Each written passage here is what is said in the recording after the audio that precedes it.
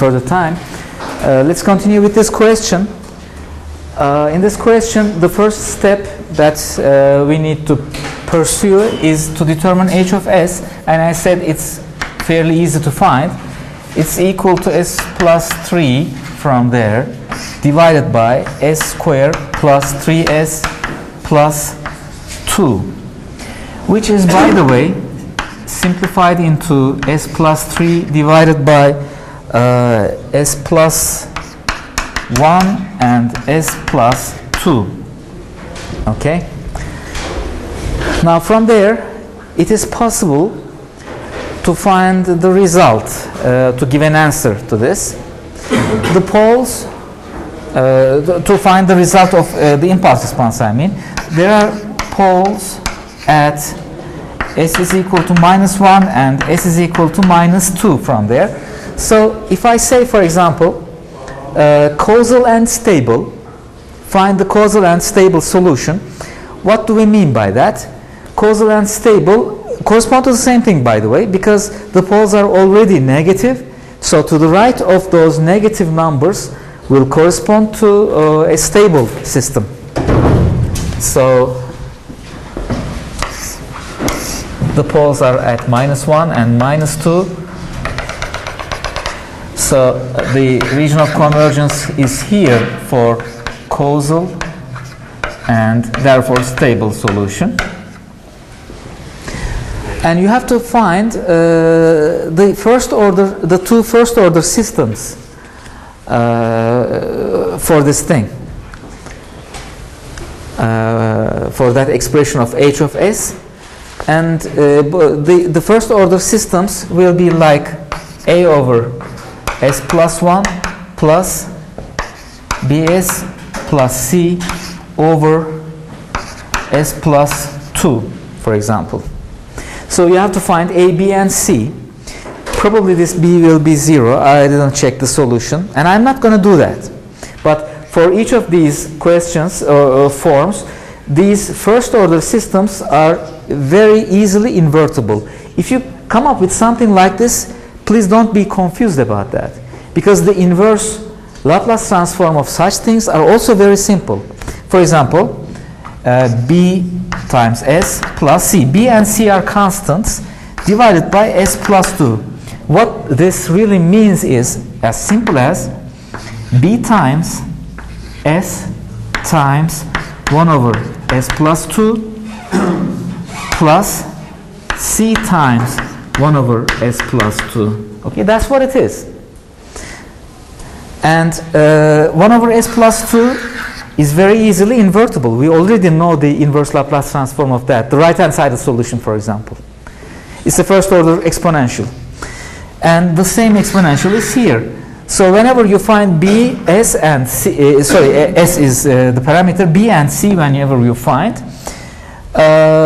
you will multiply this result of the first order by c, and you will find this first order result, and you see that it is multiplied by s. What does that mean? Differentiation. Just simply take the time derivative of that first order system. You have an exponential times u of t, right? What's the time derivative of that? You will find. That will be your result, your answer, times b, of course. Okay, as simple as that. It's not a big deal, therefore. The numerator polynomials is not important. Don't deal with that, or don't exaggerate that. It's a very simple thing. As simple as this. The denominator parts will form the first order systems. All right? So it's not a big deal. Now, in this question, the poles are at -1 and -2. So whenever I say stable or causal, it means the same thing. But for some of the equations, one of the poles may be at the left-hand side, the other pole may be at the right-hand side. So when I say causal, it will correspond to the right of the rightmost pole, which will not include the j omega axis. That will give you a different answer. Or if I say stable, it will mean to the left of the right-hand-sided pole and the right of the left-hand-sided pole, for example. So you have to deal with these circumstances or cases. Now, in this next example, although I write it as an example, we will also deal with the block diagrams of the first midterms topic. Do you remember what we were doing in the block diagrams? We were using derivative integral blocks or delay blocks. If it is discrete time, we were using delay blocks, but for continuous time, we were using integral blocks. You remember that? The integration symbol inside the block. Now, those integration symbols will be replaced by 1 over s. That's the only difference that we will have. But for that, let's start with an example. H of s is equal to 1 over s plus 3. Suppose I give you this and I ask you to draw the block diagram. What the hell is that? It's not a question, of course. So what are you going to do? What you will do is, you will say that 1 over s plus 3, which is h of s, is equal to y of s divided by x of s. Right? The input-output relation is like this, which says that s times y of s plus 3y of s is equal to x of s. By the way, from here, can you write down the differential equation? Of course. It's d by dt y of t plus 3y of t is equal to x of t. Quite simple question. But that's not the question then. I'm not asking that one, for example. This is a new question. It's a new topic you may think of. Draw the block diagram. Then what are you going to do? You will start from here and you will not represent this thing as a block diagram consisting of s, but you'll try to get 1 over s. And how is it possible? It's possible by eliminating the s terms from the right hand side of the equation. X are over there and y's are here. All the s parameters, you have to eliminate them. For example, if there is an s square, what you will do is you will divide both the left and right hand side of the equation by s squares. For this question, the highest order of s is 1. So we will divide both sides of the equation by s. And what is that? What's the result? It will be y of s plus 1 over s times 3 times y of s. Let me write it separately. Is equal to 1 over s times x of s. Now we are okay. We don't have anything with respect to s, and the highest term is 1, and all the other s's are in the denominators. First, put your expression into this form, and then isolate the highest y of s term from here, and put all the others to the right hand side, and you will have y of s is equal to in 1 over s parentheses x of s minus 3y of s. Now you will try to make this thing using blocks. And how is that possible? X of s minus 3y of s. Y is at the output. In the representation, I'm doing, or I'm expressing in terms of time domain y of t, but you could also write y of s. It's just the representation of the output in a different domain. So the output is y. That y is multiplied by what? Minus 3. Okay? It's like an amplification, you can say. And it is added with the input x of s. I will indicate it as x of t because I'm writing everything in the time domain. So they are combined. Minus 3 times y plus x is taken, and that combination is multiplied by 1 over s. So there is a system here of 1 over s. And that 1 over s is the integrator, by the way. If you remember the solution of the block diagram representation of this question, which was one of the first questions that we had in the first few weeks in the block diagram, that solution was this. That was the solution to this one in terms of determination of block diagrams, but we didn't say 1 over s here, we put an integral symbol over there. Now we put a 1 over s, that's the same thing. So that is the block diagram, and when you draw it like this, then you will get the full credit. And 1 over s here is, as I say, the integrator.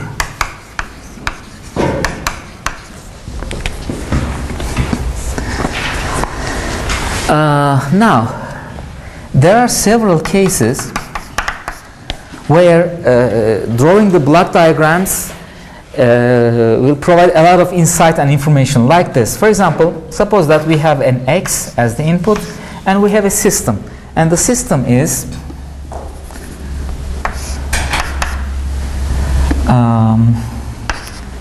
s plus a in the numerator, whatever that is, I don't know and I don't care, but it is like this, s minus 3. Let's keep it simple. 1 over s minus 3 is my system, and it produces y. Now, do you see a problem in this system? Where is the pole of this? The pole is at 3. Assume that it is a causal system. Is it stable? To the right of 3 will not include the j omega axis. So this is an unstable system. Now in the next semester, when you take control systems, you will soon start seeing the methods for making the systems stable, and the process is stabilization.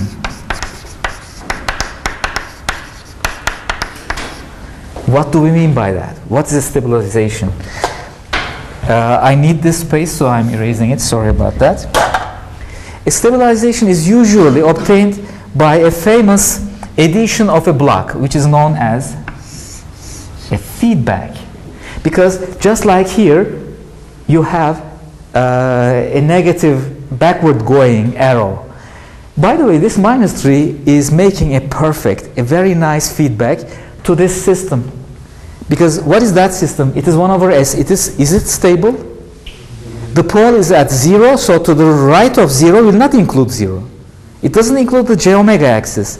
The integrator by itself is an unstable system.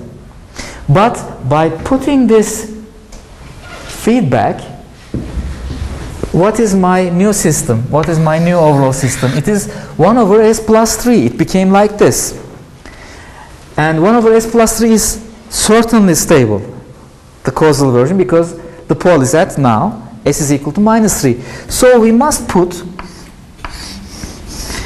a feedback to this system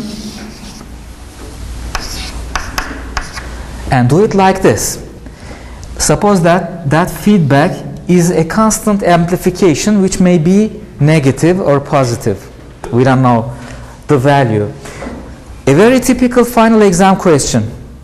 Find the range of alpha values, not one example, give the range of alpha values which makes this system, overall system, now it becomes a larger system, you see, from x to y. It's a very complicated system now. But whatever it is a system. This overall system becomes stable. What is the range of alpha which does it? Very typical question. How are you going to solve this? Well, the way to solve it is to do the inverse operations. Like this.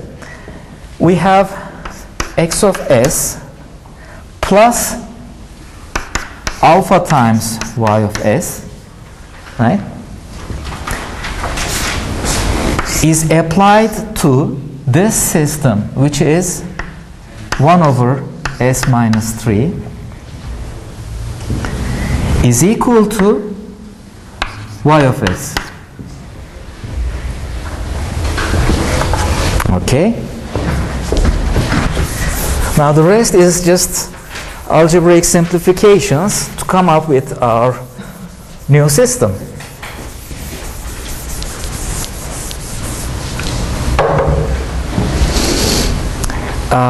We have to just simplify.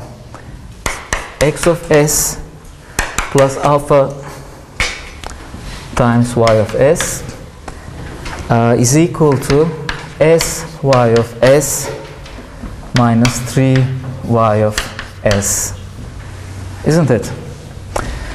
Now let's put all the y terms to one side and all the x terms to the other side. All the y terms at the right hand side let's keep because it's shorter. X of s is equal to, in a parentheses, s minus 3 minus alpha times y of s. Is that okay? And that makes y of s over x of s, which is the transfer function of this big overall system, is equal to 1 over s minus 3 minus alpha. And we want this thing to be stable. We are assuming it's causal, and I told you it is causal. So what can we do to make it stable? By the way, it's equal to 1 over s minus 3 plus alpha in parentheses. So the pole is at alpha plus 3, and it must be negative at the left hand plane. So what is the alpha then? Alpha is such a value which is less than minus 3. So the answer that you must provide me with in the examination is, the question is, what is the range of alpha which makes it stable? And the answer that you give me will be, alpha must be chosen to be less than minus 3. All right? Now, let's go back to the same question and let's try to complicate it a little bit and put an s plus a here. Now, the same question may still be valid, and I may ask you, what is the range of alpha? It may be a little bit more complicated. I didn't check the answer, okay? I just invented the question right now. I don't know the answer. But then, of course, there will be an s plus a here. So that s plus a will multiply these terms too. So it will be probably some further s terms of y, s times y of s terms at the left hand side and at the right hand side too. So those s's may have to be considered separately. It will be a little bit complicated thing here, but nevertheless you will come up with some perhaps first order, perhaps second order, I don't know. It could also be a second order system. If it is a second order system, usually the range of alpha to make these things with poles in the negative plane, less than 0, they will come up, you will find 2 alpha values, and in between those 2 alpha values, the overall polynomial will correspond to a negative thing. So probably you will say alpha is less than something and greater than something, for example. Or you will find alpha is greater than C1 or alpha is less than C2, where C2 is something negative perhaps, I don't know. So these are the ranges of alpha that you have to give me. In a certain case, depending on the value of A, I don't know, or there are some systems, let's say in general, there are some systems, complicated systems, not necessarily first order like this one, where it's not possible to make it stable with any alpha. It's not possible. It doesn't exist. We cannot find any alpha which makes the system stable. Then it's, of course, more related with control theory, control systems. For example, it won't be alpha, but it will be something like alpha s plus beta. for example, or it will be 1 over alpha s plus beta, a new system in the feedback, and that overall thing will then be probably stable. Those are all possible things, but the design of this feedback is an important thing. It's a very important thing. It's stabilization, and it's a fundamental topic of control systems. Okay, beware of that. For the final, I'm going to ask a question like this: find the range of alpha, and I'll try to make the question as manageable as possible. Probably a bit more complicated than this example, but it will be manageable. But more complicated versions of this feedback will be available to you in the control systems course in the second semester, right? So that is something very important. Now, in the remaining of a few minutes, I will mention about something which is called the unilateral Laplace transform.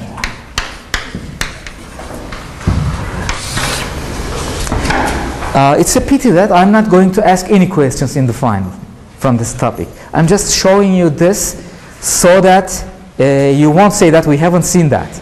Okay, you are seeing it now. What is a unilateral Laplace transform? A unilateral Laplace transform is the Laplace transform that you use in differential equations normally, and that is usually, in the book, it is notated like this: a calligraphic capital X sub u, meaning unilateral, of S is equal to 0 to infinity, and this 0 is included. So 0 minus, from 0 minus to infinity. Why am I doing it like this? Because, for example, if there is an impulse at 0, that impulse is included in this integration. Not, the half of the impulse is not left out. It is totally included. E to the, well, first let's write the signal. X of t, e to the minus st dt.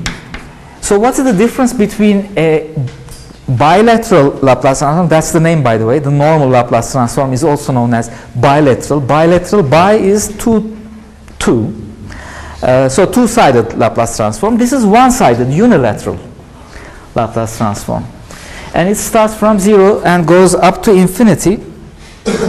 And the difference between the unilateral and bilateral Laplace transform becomes available, or it is significant,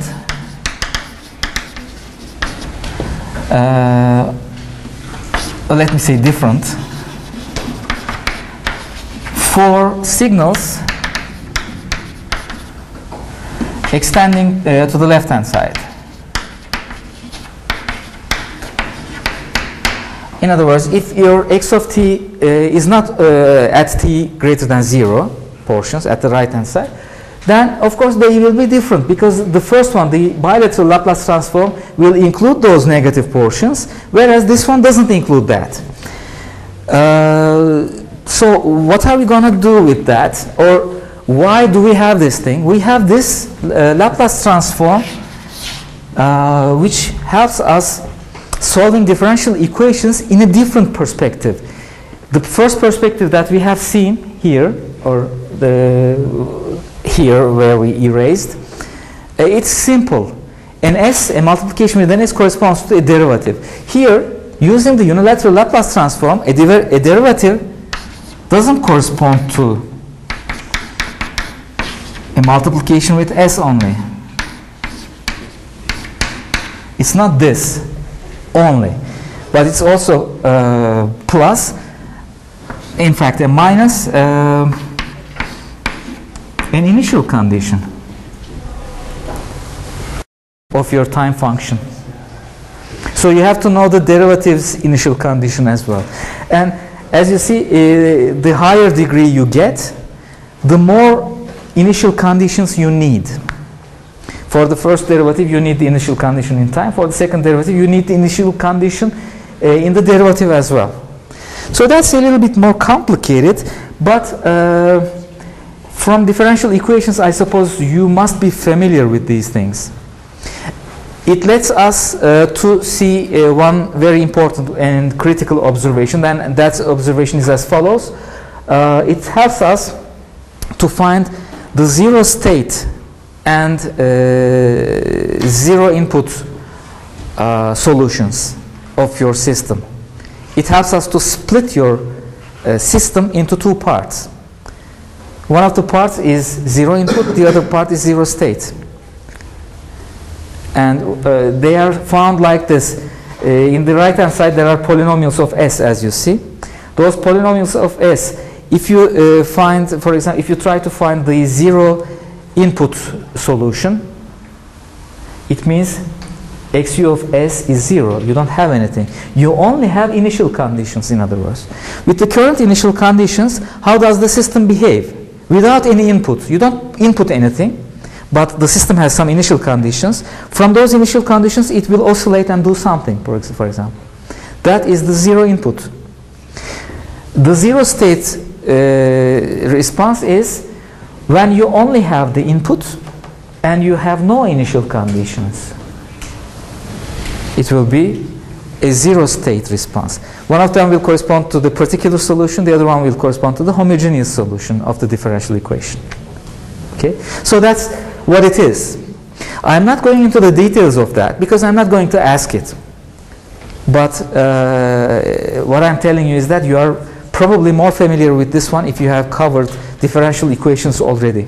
And the relation between the bilateral Laplace transform and that one is that. Okay, that much similarity exists over here. So I'm closing that topic right now because we need to start a new topic, which is the Z transform, and tomorrow we will continue with that. So in the remaining 12 minutes or something, let's see the discrete time version of the Laplace transform.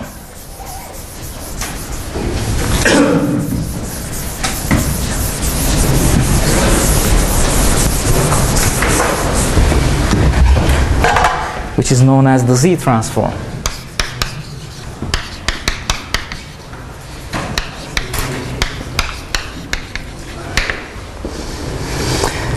First, let me write down the Z transform,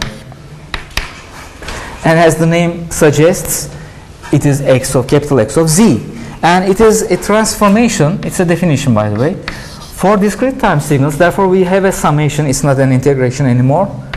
From minus infinity to infinity, X of n, Z to the minus n. This is the Z transform. Now, let me ask you this question. Do you remember the discrete time Fourier transform? What was that?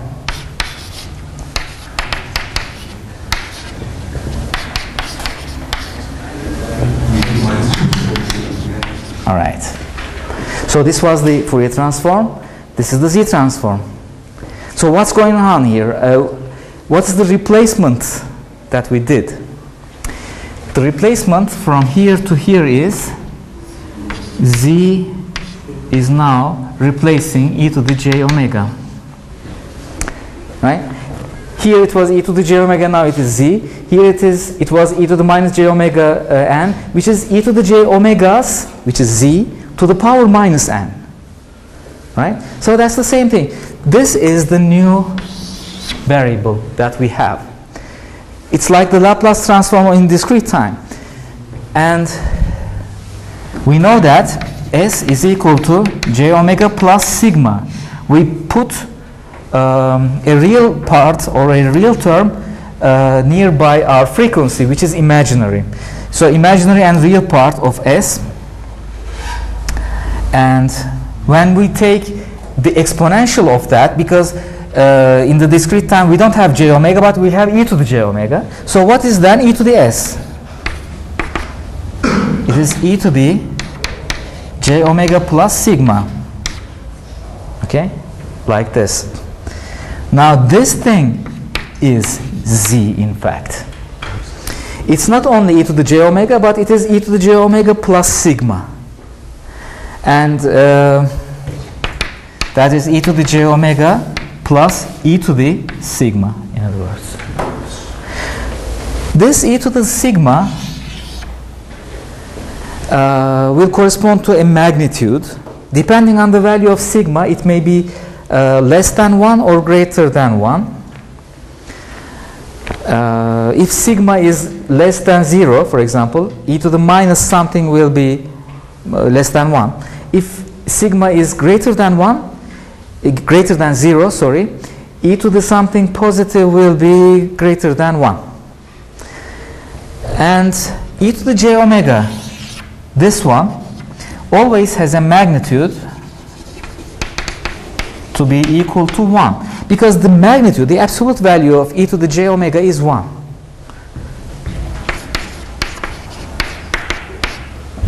However, the magnitude of z is equal to the magnitude of e to the j omega times e to the sigma is equal to magnitude of e to the j omega times magnitude of e to the sigma, and this is always 1.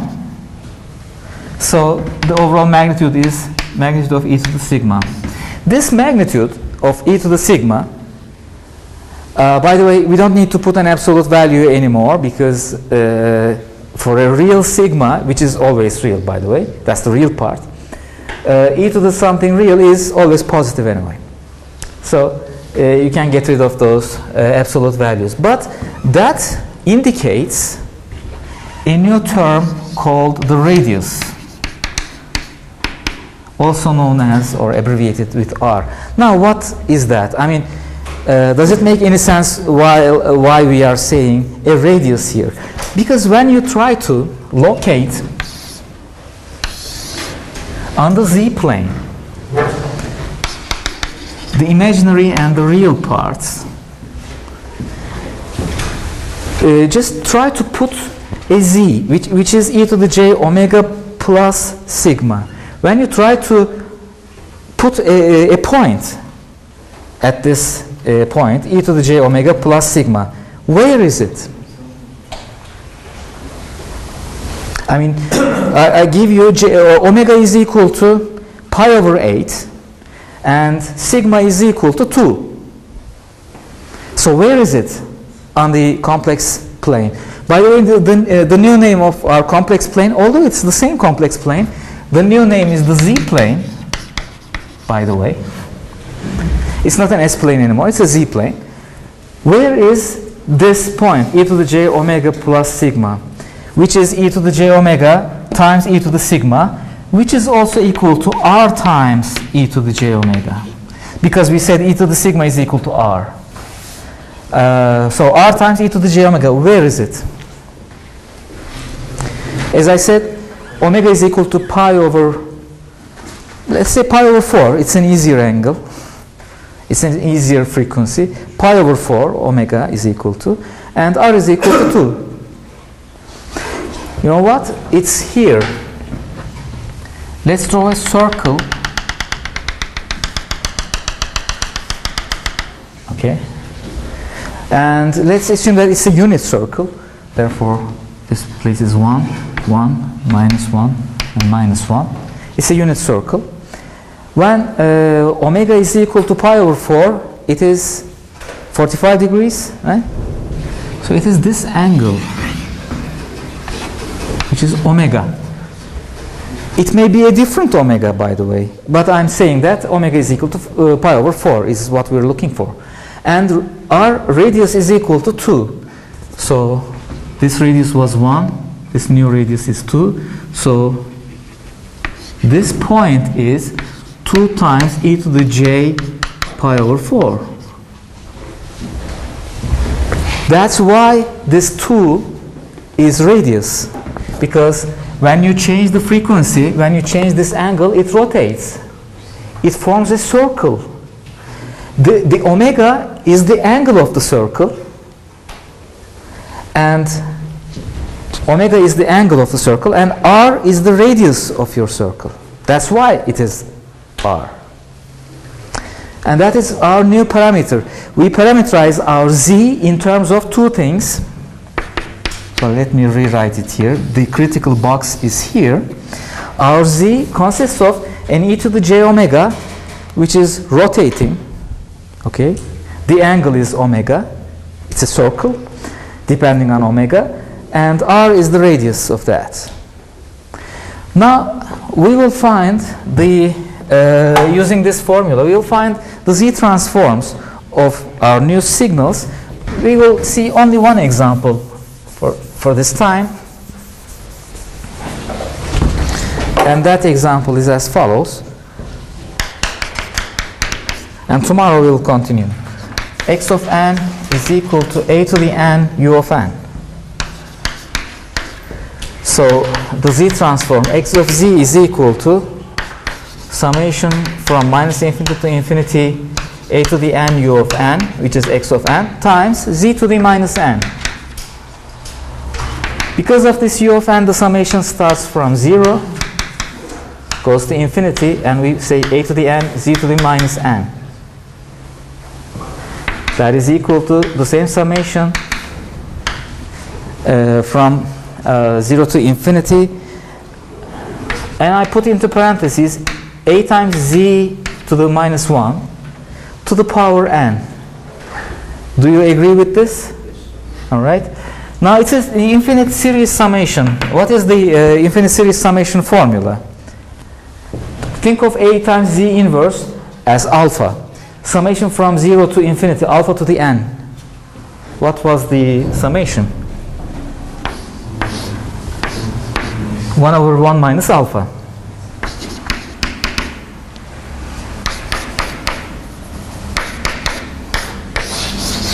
So that's it. This is the z transform. This is the z transform, provided that as long as this alpha is less than 1. Because for that sequence, this summation will converge. If alpha is greater than or equal to 1, then it will be an infinity. This will be infinity, in other words. It won't be a finite summation. So we have to say the absolute value or the magnitude of a z inverse is less than 1. And from there, we will continue a little bit. And magnitude of a times magnitude of z inverse will be less than 1. And magnitude of z will be greater than magnitude of a, will be our constraint. All right? This magnitude of z, what was that? It was the radius r. Let's write it like that. 2. R is greater than a. Now this r is greater than a corresponds to our region of convergence, our new region of convergence. By the way, can you find the pole here? Z is equal to what is a pole?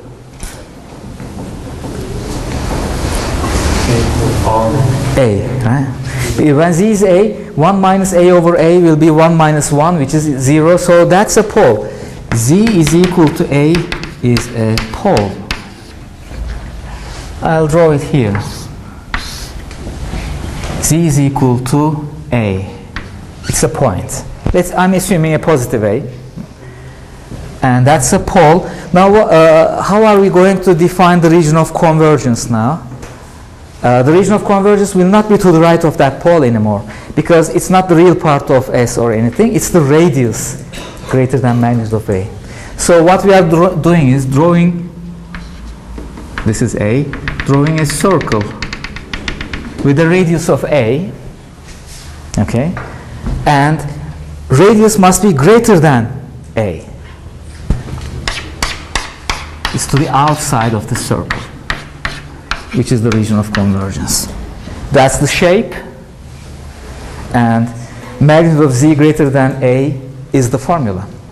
This is our new region of convergence. In the Laplace transform, we had regions of convergence separated by vertical lines.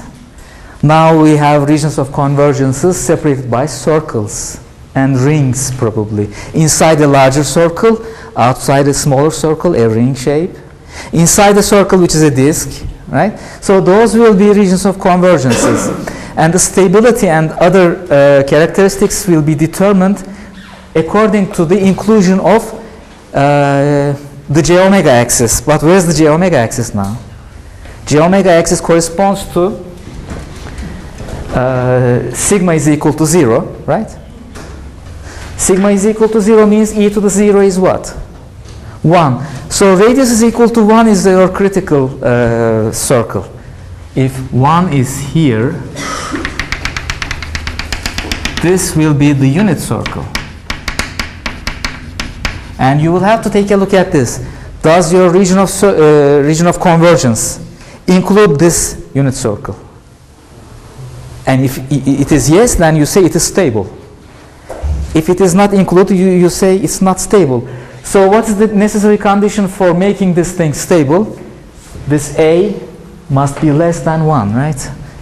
Isn't that the case? If A is less than 1, then it will be a decaying exponential.